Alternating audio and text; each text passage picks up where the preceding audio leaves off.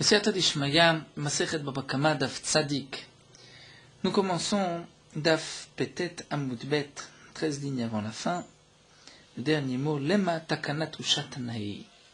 Donc nous avons vu la Takana de Usha qui avait été rapportée Daf Petet Amud Bet, c'est-à-dire la Takana des Chachamim, lorsque le Sanhedrin se trouvait dans cet exil à Usha, parmi les 10 exils du Sanhedrin. Les Chachamim ont institué qu'une femme qui a vendu Nirse Milog, c'est-à-dire que lorsqu'une femme apporte au foyer, au moment de son mariage, des biens, des terrains, le capital, le keren, appartient à la femme et le mari pourra manger les fruits de ce capital, les fruits de ce terrain. Si la femme a vendu les Nirse Milog du vivant du mari et qu'ensuite la femme est morte, si la femme n'avait pas vendu, c'est le mari qui va hériter de tous les biens de la femme, puisque la Torah a donné le mari comme étant l'héritier de la femme. Mais la femme a vendu les biens du vivant de son mari. Est-ce que, au décès de la femme, c'est l'acheteur qui deviendra propriétaire ou c'est le mari? Les Chachamim ont dit que le mari va sortir les biens des acheteurs, puisque la Takana de Usha était la suivante, nous explique Rashi, que les Chachamim ont renforcé le chibout du mari et l'ont considéré comme le premier acheteur. La Gemara poursuit ici, nous dit, Lema, on n'a qu'à dire que la Takana de Usha c'est une marloquette Tanaïm, des Tanechada, puisque nous avons ici une braïta qui nous dit, Avde Milog, des esclaves Milog, c'est-à-dire la femme, à son mariage, a apporté des esclaves. Donc l'esclave lui-même appartient à la femme, mais qui peut utiliser l'esclave, donc les pérotes, les fruits de l'esclave ou de la servante, c'est le mari. Nous savons aussi que si le propriétaire d'un esclave l'aveugle ou lui fait tomber une dent, l'esclave est libéré. Dans le cas où l'esclave appartient à la femme, mais que c'est le mari qui a les fruits, les pérotes, donc l'utilisation de cet esclave. Si la femme lui a fait tomber une dent, ou si le mari lui a fait tomber une dent, dans quel cas l'esclave sera libéré? Donc nous avons une braïta qui nous dit Avde Milog, les esclaves Milog Yotzim Beshen Va'in vont sortir, Beshen Va'in Leisha, si c'est la femme qui leur a fait tomber une dent, qui les a aveuglés, Avalo Leish, mais pas si c'est le mari. Vetania Edach, nous avons une autre braïta qui nous dit Lo Leish Velo Leisha, ni l'homme ni la femme. Que ce soit l'homme ou la femme qui ont aveuglé l'esclave ou lui ont fait tomber une dent, il ne sortira pas, il ne sera pas libéré. Savroa, donc pour expliquer cette marloquette, au début, les Chachamim du Beth Midrash pensaient des Koulalma que d'après tout le monde, Kinyan Perot laf que Kinyan Agouf. On considère que le Kinyan, avoir les fruits de l'utilisation de l'esclave, ce n'est pas comme avoir l'esclave lui-même. Donc le mari n'a qu'un Kinyan Perot. Ce n'est pas comme le Gouf lui-même. Et donc, parce que on comprend que si c'était que Kinyan Agouf, à ce moment-là, lorsque le mari va faire tomber une dent ou va aveugler l'esclave doit être libéré, puisque le gouffre appartient au mari aussi. Mais là, on va dire qu'il y a une période, ce n'est pas qu'il y a un gouffre. Donc, Maïlav, n'est-ce pas, que c'est là la marloquette entre les deux braïtot, demande à Marliisha.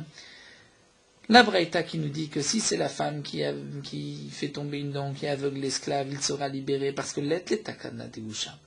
D'après le Tana de cette braïta, on n'accepte pas le principe de la takana de Usha. Donc, si c'est le mari qui va aveugler ou faire tomber une dent à l'esclave, l'esclave ne va pas être libéré, puisque le shiboud du mari n'est pas aussi fort. On ne tient pas, on n'accepte pas la takana tusha. Mais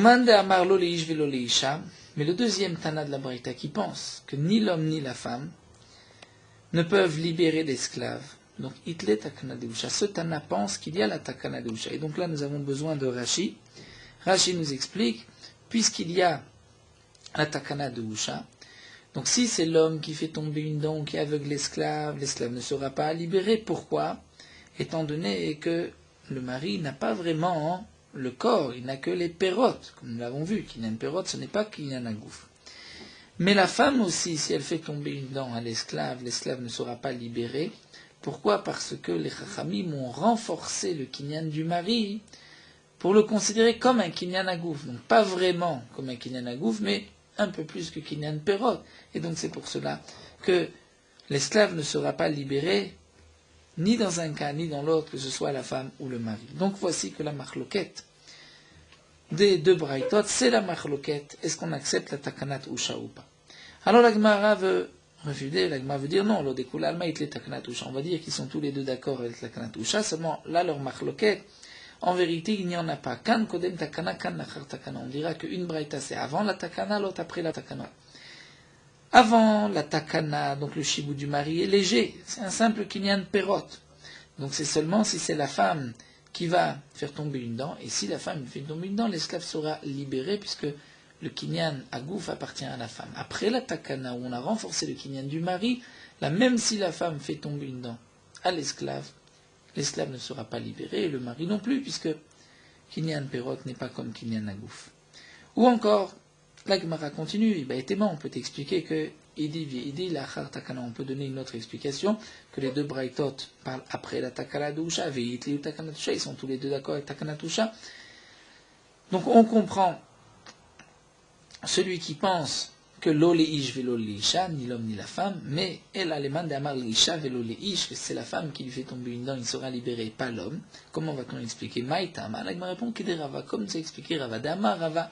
Rava nous a dit Hekdesh Chametz Shichur Mafki Mide Shibud. Donc c'est une Gemara que nous avons vue déjà plusieurs fois, comme c'est rapporté ici sur le côté, Debamot, Ktubot, Gitin, Nedarim. Hekdesh Chametz Shichur vont enlever un shibud, c'est-à-dire un homme a rendu son taureau, il a hypothéqué son taureau, parce qu'il devait de l'argent à son prochain, donc il a hypothéqué le taureau. Et ensuite, il est magdish son taureau, il offre son taureau au Beth Amikdash. Eh bien, on pourra sacrifier le taureau, et ce n'est pas considéré comme du vol, puisque le Hekdesh va enlever, Mafki Mide Shibud va enlever le shibud de l'hypothèque qui se trouvait sur ce taureau pour le Baal Chov. De même, Chametz, du Chametz, c'est-à-dire, un non-juif a prêté de l'argent à Israël, et le Israël a laissé comme gage du Chametz, mais le Chametz n'a pas été entreposé chez le non-juif, il reste chez le Israël. Lorsqu'arrive Pessah, bien que ce Chametz soit soumis au non-juif, c'est le shibud du non-juif, puisque le non-juif a gardé comme shibud, comme disons son Chametz, il dit je te prête de l'argent, mais si tu ne me rembourses pas, je prends le Chametz. Lorsqu'arrive Pessah, malgré tout, puisque le Chametz se trouve chez le Israël, chez le juif, il doit être mevaer, enlever le Chametz, faire biou Chametz, mentir le Chametz, sinon il va transgresser l'interdiction de Chametz, parce que Chametz enlève le shibud donc du non-juif, et le Israël doit enlever donc ce Chametz de chez lui. De même, Shichur, dire un homme a rendu son esclave apothéki, c'est-à-dire il a hypothéqué pour un prêt, et il le libère. Il le libère, l'esclave est libéré, et le malvé qui a prêté de l'argent se fera payer par autre chose. Donc Mafki, que ce soit Egdesh, Chametz ou Shichur, donc Egdesh, rendre Egdesh une bête, Chametz, le Chametz, lorsqu'arrive Pessah, Shichur, libérer son esclave, Mafki, des shibud, ceci enlève le shibud, l'hypothèque qu'il y avait sur la bête, le Chametz ou l'esclave. Et donc de même dans notre Soubia, c'est lorsque la femme a fait tomber une dent à l'esclave, l'esclave sera libéré, bien qu'il y a la takanat usha et qu'on a renforcé le shibud du mari, malgré tout le Shichur, libération de l'esclave enlève le shibud. Mais alors nous dit la Gemara lema de Rava Tanaï, cela voudrait dire que cet enseignement de Rava c'est une marloquette Tanaïm, puisque nous avons un Tana qui nous dit lo leish velo leisha. La Gemara dit non. Lo dekula almaït lo de Rava, on peut dire que les deux Tanaïm des Braïtot acceptent le din de Rava, que Shichur enlève le shibud, ve'acha ici, al mu'arabanan et shibudé de Baal. Ici, on va dire que les Chachamim ont renforcé le shibud du mari. C'est-à-dire que ici, c'est différent. Ce n'est pas une marloquette Tanaïm, c'est-à-dire l'autre Tana pense que les Chachamim ont renforcé le shibud du mari, au point que même le Shichur, la libération de l'esclave, ne peut pas enlever le shibud. Et donc la marloquette entre les deux braïtot, c'est combien les Chachamim ont renforcé le shibud du mari. Donc c'est vrai qu'on accepte le Shichur en général qui enlève le shibud, mais ici, peut-être que les Chachamim ont renforcé le shibud du mari, où le shichur n'a pas d'influence sur le shibud du mari, et donc c'est là qu'on comprendrait la marloquette entre les deux braïtot. Veiba et Tema, où la Gemara poursuit, on peut encore expliquer la marloquette différemment, donc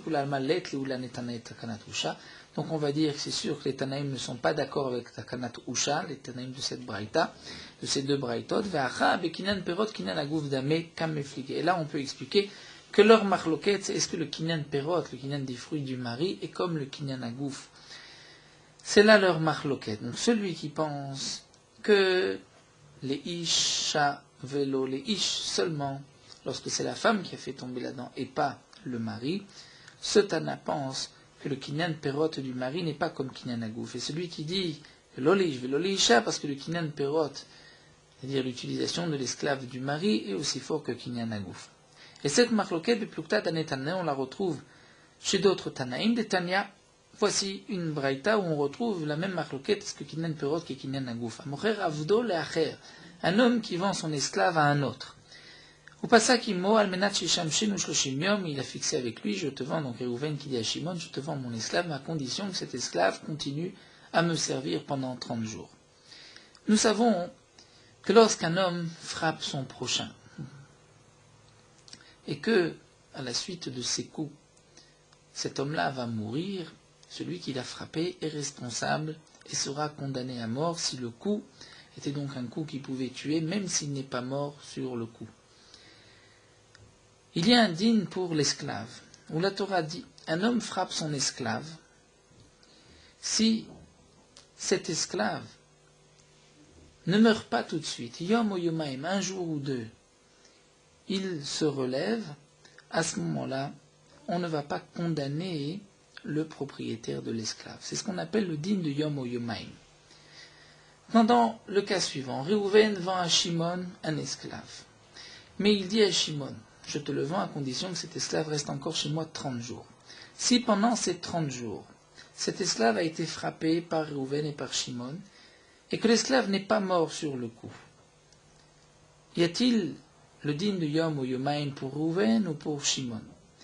C'est là la marloquette que nous allons voir. Rab Meir Omer Rishon yeshno bedin Yom Yomaim. Rishon, le premier, celui qui l'a vendu et qui garde l'esclave pour 30 jours, c'est lui qui a le dîne de Yom Yomaim. C'est-à-dire pendant les 30 jours, on considère que l'esclave lui appartient. Et si l'esclave a été frappé par lui par Réhouven, mais qu'il ne meurt pas tout de suite, il se lève 1 ou 2 jours, donc on ne condamne pas Réhouven. Mais pnei sous tartav, étant donné qu'il est sous lui. Kassavar, donc on voit que Rab Meir pense que Kinan Perot qui Kinan Agouf damé, puisqu'il n'a gardé que l'utilisation de l'esclave pendant 30 jours, mais le gouf il l'a vendu à Shimon, donc Kinan Perot c'est comme Kinan Agouf. Donc d'après Rabbi Meir, c'est le premier qui a le dîne de Yom ou Yomaim, et donc si l'esclave s'est levé, on ne tuera pas Réhouven, on ne le condamnera pas à mort, puisque celui qui tue un esclave est condamné à mort, mais si l'esclave s'est levé, donc ça c'est le dîne de la Torah, il n'est pas condamné, mais si le deuxième le frappe, donc d'après Rabbi Meir, le deuxième sera condamné à mort, même si l'esclave se lève un jour ou deux. Rabbi Yehuda Omer, Sheni yeshno bedin Yom ou Yomaim pnei shehu kaspo. D'après Rabbi Yehuda, c'est le deuxième qui a le dîne de Yom ou Yomaim, parce que c'est son argent, mais pas le premier. Donc si le premier le frappe, même si l'esclave se lève un jour ou deux, mais qu'il meurt à la suite des coups, on tuera le premier, mais pas le deuxième. Pourquoi? Parce que Kassavar Kinan Perot lave Kinan Agouf d'Amir. Rabbi Yehuda pense que Kinan Perot n'est pas comme Kinan Agouf, donc le premier n'a qu'un Kinan Perot, il n'est pas propriétaire de l'esclave. Rabbi Yossé, Omer, Rabbi Yossé dit, Shnem, Yeshnan bedin Yom ou Yomaim. Rabbi Yossé dit, les deux ont le dîne de Yom ou Yomaim. Zem et Pneshu Tartav. L'un, c'est-à-dire Réhouven, parce que l'esclave est chez lui, le sert maintenant. Zem et Pneshu Kaspo. Et l'autre, Shimon, parce que c'est son argent. En vérité, l'Agma explique, Rabbi Yossé, mais savent quel est un doute, est-ce que Kinan Perot, et Kekinan Agouf Dame, Olaf, Kekinan Agouf Dame, est-ce que c'est Kekinan Agouf ou pas? Et donc, puisque nous avons un safek, on ne sait pas si on peut condamner Réhouven ou Shimon, safek nefashot laquelle on ne condamnera ni l'un ni l'autre. Rabbi Lezer Omer, Shnem enan bedin Yom ou Yomaim. Rabbi Lezer dit non. Ni le premier ni le deuxième ont le dîne de Yom ou Yomaim, on va condamner les deux. C'est le ficheno tartav, le deuxième parce qu'il n'est pas chez lui, c'est-à-dire il ne travaille pas chez le deuxième, les ficheno kaspo, et le premier parce que ce n'est pas son argent.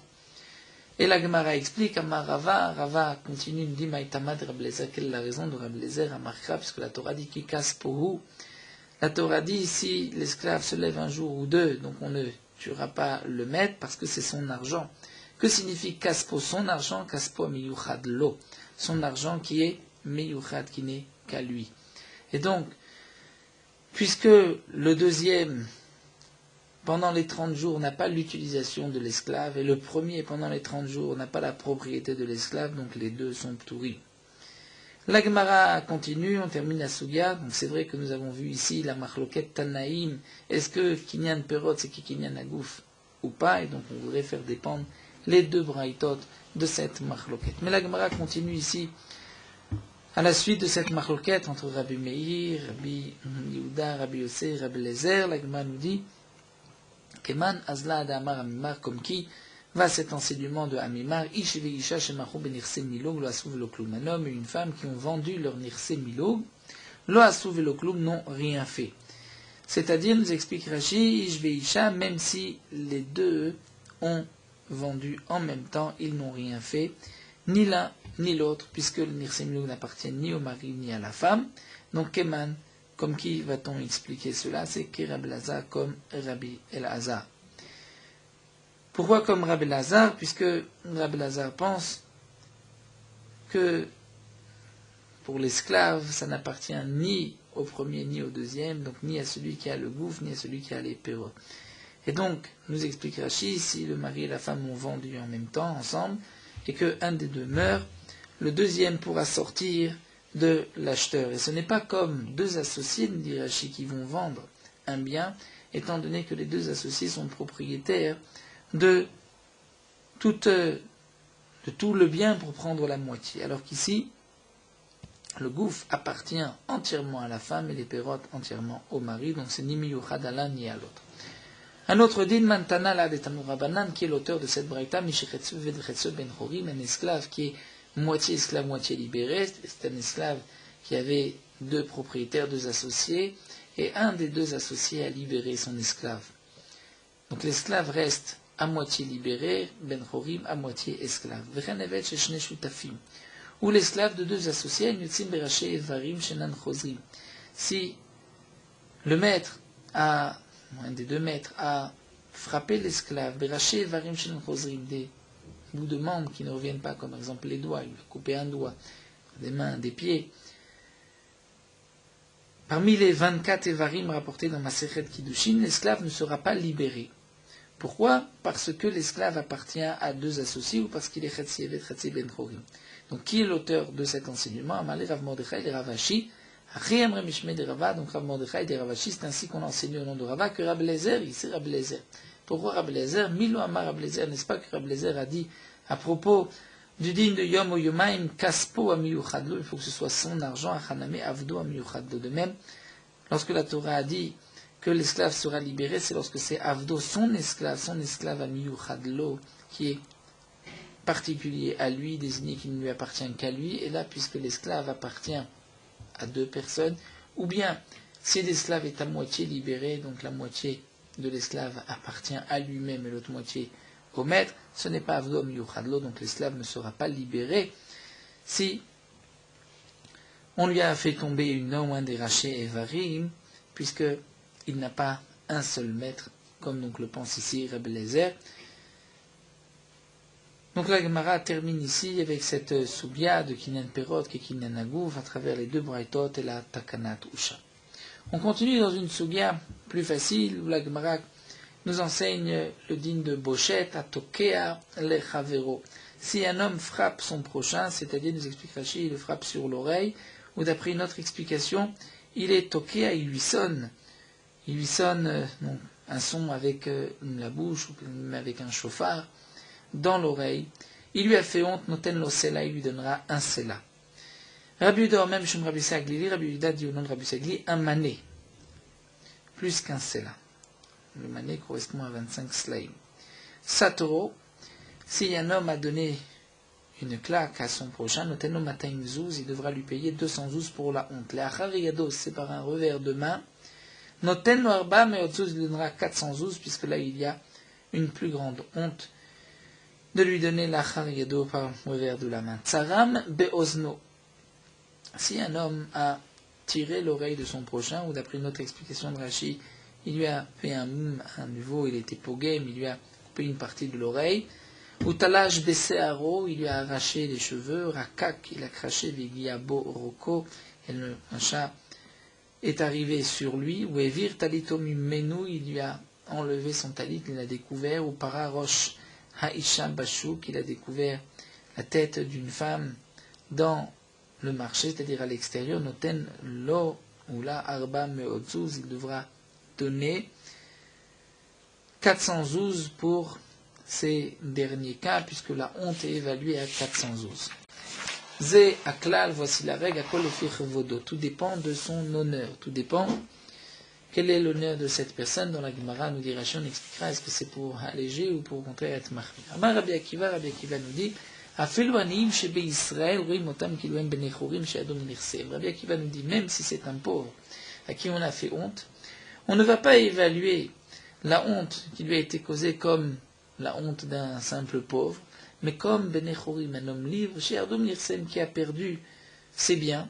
C'est-à-dire c'était un homme chouve, important, mais qui a fait faillite, donc il a quand même un certain kavod.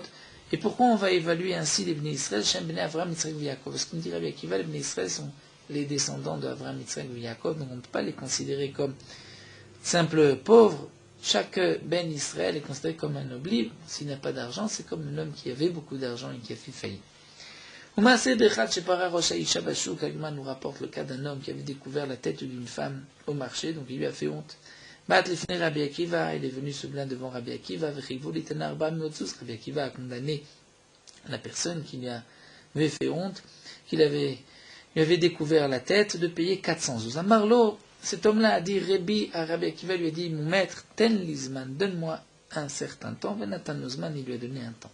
Shamra, cet homme a attendu que cette femme sorte et il l'a vue au Medet al Petach Chatzera, debout sur la porte de sa cour. Veshavar et Takad Befanea, cet homme-là a cassé, brisé une jarre d'huile devant elle. Ubo ki Issar Shemen, il y avait l'équivalent d'un Issar, une pièce de monnaie de l'époque, d'huile de Shemen. Donc il y avait pour la somme d'un Issar d'huile. Et cette femme-là n'a pas voulu rater cette occasion, perdre l'occasion d'utiliser cette huile pour la tête, comme c'était l'habitude à l'époque de s'enduire d'huile sur les cheveux. Gilta et Rocha, elle a découvert ses cheveux, sa tête, Ve'aita metapachat umanechet liada al Rocha. Et donc elle prenait de l'huile qui était par terre pour ne pas perdre cette huile et elle posait cette huile sur ses cheveux. Donc Midale Aidim, cet homme-là en a profité pour montrer à deux témoins. Voici que cette femme s'est découverte d'elle-même à l'extérieur, donc elle n'a pas honte. Au bas, il est venu Rabbi Akiva, ensuite il est venu avec ses témoins devant Rabbi Akiva. Marley, il lui a dit, Rabbi, maître, la Zoaninoten, Arba Meodzuz, c'est à cette femme que je dois donner 412, puisque elle-même n'a pas honte de se découvrir, je vais moi lui donner 412 parce que je l'ai découvert la tête. À Marley, Rabbi Akiva lui a dit, Lo Amartakum, tu n'as rien dit. Pourquoi? Parce que Achovel Beatzmo, Afalpicheno Rachai Patour, un homme qui se blesse, il n'a pas le droit de se blesser, mais pourtant, s'il se blesse, il n'est pas tout. Alors qu'Achirim Shechavlubo, si un homme vient le blesser, Chayavim, il devra payer.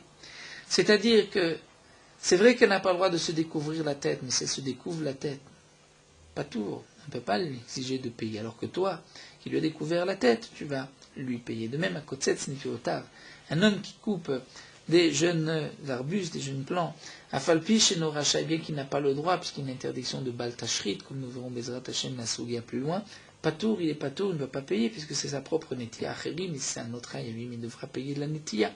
Donc tu vois qu'il y a une différence si c'est toi qui le fais ou si c'est elle-même qui le fait. Et Raji nous rapporte la Gemara dont on connaisse que Netia Batshana, c'est Shte Kesef, 2 pièces d'argent. La Gemara pose une question, ce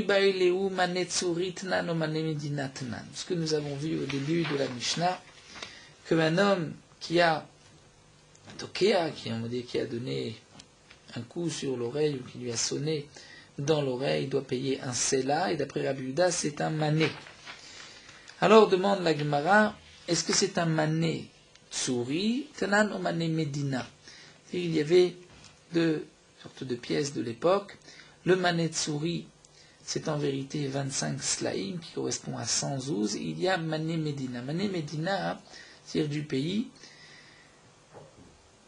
de Medina qui correspondait à 1/8 du mané Tsuri. Donc lorsqu'on dit un mané, si c'est un mané Tsuri, c'est une grosse somme, c'est équivalent de 112. Mais si c'est un mané Médina, hein, à ce moment-là, c'est 8 fois moins. Alors la Gemara nous rapporte Tashma. Voici une braïta. Daou Gavra de Takale Chavre, un homme qui avait frappé ou sonné dans l'oreille de son prochain, a télécamé de Rabbi Yudan Nessia. Il s'est présenté devant Rabbi Yudan Nessia. Le Nassia a marlé et Rabbi Yudan Nessia lui a dit Ha'ana, je suis là, me voici. Ha Rabbi Segli, voici Rabbi Segli. Havle Manetsuri, il lui a dit tu deviendras un Manetsuri. Donc Manetsuri, c'était la pièce qui était utilisée aussi à Tzur ou à Yerushalayim, comme explique les Rishonim. D'après certains, cette pièce avait plus de valeur que Mané Médina, parce que, comme à l'époque, les pièces représentaient la valeur d'argent ou d'or qu'il y avait dans la pièce. Donc là, il y avait plus d'argent que dans le Mané Médina, ou bien la taille était plus grande du Mané Tsuri que Mané Médina, ça dépend de l'explication des Rishonim. En tout cas, il lui a dit ici, avec le Mané Tsuri, donne-lui un Mané Tsuri. Donc on voit Shema Mina, Mané Tsuri Tnan. Shema Mina, on peut donc déduire que lorsque la Mishnah dit Mané, c'est un Mané Tsuri, c'est donc le prix fort. Alors la Gemara juste va expliquer la braïta que nous devons voir. Qu'est-ce que Rabbi Yudan Nessia a voulu dire en disant Ha'ana Rabbi Sagli, me voici Rabbi Sagli. Il est marika amarle, si c'est ce qu'il a voulu lui dire, Ha'ana de Chaziticha, c'est-à-dire me voici, je t'ai vu. Donc je t'ai vu, je suis témoin. Rabbi Sagli d'Ama Manetsuri, voici dans la Mishnah, Rabbi Sagli dit à Manetsuri, donc tu vas payer Zilavle Manetsuri. Alors on dit l'Agma, les Memra, cela voudrait dire d'Edna Sedayan, qu'un témoin peut être juge. Et Rabbi Yudan, qui était lui-même témoin, a jugé. Vatania, pourtant nous avons une braïta où nous allons voir que le témoin ne peut pas être juge. Sanhedrin, Sheraouechat, Sharak et Tanefesh, Sanhedrin qui ont vu un homme tuer une autre personne, Miktsatan Nasuedin, une partie du Sanhedrin vont être témoins, Miktsatan Nasudayanim, mais une partie vont être juges. Les vrais Rabbi Tarfon sont les paroles de Rabbi Tarfon. Rabbi Akiva dit non, Kulam Edim Em. Rabbi Akiva dit, puisqu'ils ont tous été témoins, Enetna Sedayan, le témoin ne peut pas être juge. Donc d'après Rabbi Akiva, il faudra, puisqu'ils sont témoins, il faudra faire siéger d'autres juges. D'après Rabbi Tarfon, on peut diviser. Atkan, donc la Gemara nous dit jusque là, le Kama Rabbi Tarfon, la Miksatam Nasuedi, Miksatam Nasudayanim, Rabbi Tarfon accepte qu'une partie soit témoin, une partie juge. Même ceux qui ont vu peuvent être juges, mais ne seront pas témoins en même temps. Aval Edna Sedayan, que le témoin soit juge, l'Okama, la même Rabbi Tarfon ne l'a pas dit. Et donc, comment se fait-il que Rabbi Yudan Nessia peut être le témoin et le juge? Alors la Gemara répond Kitania Ahi, Kegon Shero Balayla, ce qui est enseigné ici dans la braïta du Sanhedrin. D'après Rabbi Tarfon, c'est lorsque le Sanhedrin a vu la nuit. Et puisque le Sanhedrin a vu la nuit, de l'Olemeva Dinanino, ils ne peuvent pas juger la nuit. Donc lorsque le lendemain ils viennent juger, ils ne peuvent pas juger sur le champ parce qu'ils ont vu, c'est seulement par rapport à ce qu'ils ont entendu, c'est-à-dire par rapport à un témoignage. Donc il faut qu'une partie, d'après Rabbi Tarfon, soit témoin et une partie soit juge. Et si, nous dit Rashi, il n'y a que 3 témoins, ils ne sont que 3, donc il faudra faire siéger d'autres juges. Mais lorsqu'on a vu le jour, on peut donc juger en fonction de ce qu'on a vu. Et donc, on expliquera que Rabbi Yudan Nessia pense comme Rabbi Tarfon sur ce point-là. Donc ce que Rashi nous a dit, 3 juges, c'est lorsqu'il s'agit de dîner mamonot. Si c'est pour dîner nefashot, il faudra 23, bien sûr. Donc la Gemara répond, si c'est la nuit, c'est différent, puisque la nuit, ils ne peuvent pas juger la nuit. Donc, puisqu'on ne peut pas juger, le lendemain, il faudra être témoin, et donc le témoin ne pourra pas être juge. Mais là, Rabbi Yudan Nessia, c'était le jour, donc il peut juger en fonction de ce qu'il voit. Viba et témoin, ou bien on peut encore répondre à Rikama. Voici ce qu'il a voulu dire. Ha'ana de Sviralek Rabbi Sagli, donc me voici, qui pense comme Rabbi Sagli, d'Amar Manetsuri, qui a dit que c'est un Manetsuri. Veha Saadi, voici des témoins, des Messades, des Becha qui témoignent que tu l'as frappé, donc Zil Havle Manetsuri, donne-lui un Manetsuri. La Gemara continue, nous venons de voir, d'après Rabbi Akiva, que le témoin ne peut pas être Dayan. Ils sont tous témoins, mais ça va, Rabbi Akiva, Dayanet, Nasi Dayan, Rabbi Akiva pense que le témoin ne peut pas être Dayan, Vatania, pourtant nous avons une braïta. Vikaïch et Triou Be'even Be'egrof. Nous dit la Torah, lorsque 2 personnes se disputent, et qu'un homme a frappé son prochain, avec une pierre ou avec son poing, et qu'il n'est pas mort tout de suite, ensuite Nafal le Mishkav, il est tombé malade, ensuite la Torah nous dit que si il est mort de ce coup, on condamnera bien sûr celui qui a frappé. Shimon Atimni Omer, Ma'ikrof Miyuchat. Shimon Atimni dit dans le pasuk, c'est marqué une pierre et un poing. Pourquoi la Torah parle de la pierre et du poing? Pour nous dire Ma'egrof meyuchat shemasur le'eda ve'le'edim. Le poing, c'est quelque chose de particulier. C'est que le poing, on peut l'amener, celui qui a frappé, on peut l'amener au Beddin. Et donc, on va évaluer, est-ce que ce poing pouvait le frapper et par la suite le tuer? Ou s'il lui a causé un dégât, à ce moment-là, on va évaluer si le poing pouvait causer ce dégât-là et qu'il va payer en fonction du coup. Donc on dira, Kol shemasur le'edav le'edim. De même, lorsqu'il a frappé avec une pierre, on le condamnera que si on peut apporter la pierre devant la Eda, c'est-à-dire les juges, ve'la'edim et les témoins. Prat, on exclut les shiyatztam et tachat et l'edim. Si les témoins ont récupéré la pierre, mais qu'ensuite ils ont perdu la pierre et qu'ils ne peuvent pas apporter la pierre au Beddin, eh bien dans ce cas-là, on ne pourra pas condamner, on ne pourra pas évaluer le coup. Ça, c'est ce que pense Shimon Atimni. Amarlo Rabbi Akiva lui demande Vechi bifne bedin yikahu sheyodim kama yikahu. Rabbi Akiva s'étonne. Tu veux apporter la pierre devant le Bedin pour que le Bedin puisse évaluer le coup, mais est-ce que le Bedin va aussi pouvoir évaluer comment il a frappé, la force qu'il a donnée dans le coup? Est-ce qu'il a frappé? Vechi bifne bedin yikahu. Est-ce que cet homme-là a frappé son prochain devant le Bedin? Sheyodim kama yikahu. Le Bedin peut savoir combien il a frappé, combien de coups. Ve'al ma'ikaou, sur quelle partie de son corps il l'a frappé. Imal shoko, s'il l'a frappé sur le genou, otzibar nafsho, un endroit, d'Irachi, proche du cœur, où il peut facilement être blessé de là-bas. Ve'od, ou de plus, areshedachav et travero meroshagal, un homme qui a poussé son prochain du haut du toit. Omeroshabira, ou du haut d'un palais, ou met, et il est mort. Est-ce que Bedin olchim etzel abira ou bira olechet etzel Bedin? C'est le Bedin qui doit se déplacer ou c'est la bira qui va se déplacer chez le Bedin? C'est-à-dire, nous explique Rashi, est-ce que la Torah a exigé que le Bedin doit sortir du tribunal pour aller voir est-ce que cet endroit-là peut causer la mort ou pas? Ve'od, et de plus. Im nafla, si un homme a jeté son prochain du haut d'une maison et cette maison s'est écroulée et tombée, est-ce qu'on doit, à Choser ou Bonnet, on doit la reconstruire pour évaluer est-ce qu'il aurait pu mourir en tombant de cette hauteur ou pas? Et là, donc qu'est-ce que tu vas dire?